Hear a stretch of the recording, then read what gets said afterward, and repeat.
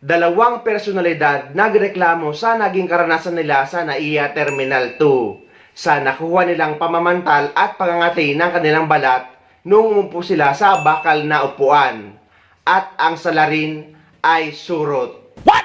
Napakamot ang ilang pasahero sa NAIA, hindi po dahil sa delayed na flight, kundi dahil umano sa surot. Kung paano sila nabiktima at ang pahayag ng paliparan kaugnay riyan sa pagtutok ni Chino Gaston.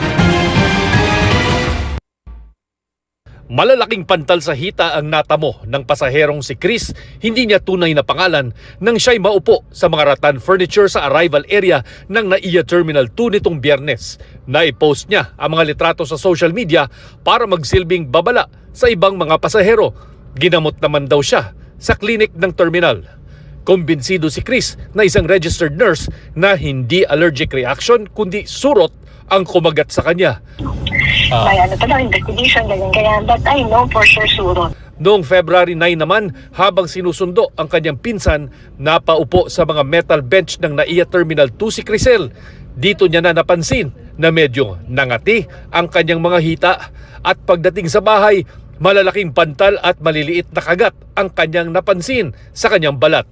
May something parang may naglalakad or makate. Tas ang inisip ko lang po, baka may buhok. Kinagabihan, pagdating namin sa province, parang sabi ko, parang may makate. Kinapa ko po, may malaking pantal. The next day, bilog-bilog na lang siya na maliliit, pero sobrang dami. Siguro hindi na po enough yung linis ngayon. Dapat talaga tanggalin na.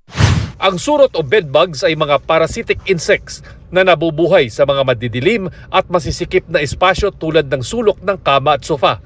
Bagamat mas mabubuhay sila sa mga tela o kahoy na material, pwede rin daw silang mabuhay sa bakal. Sinisip-sip nila ang dugo ng kanilang mga nakakagat.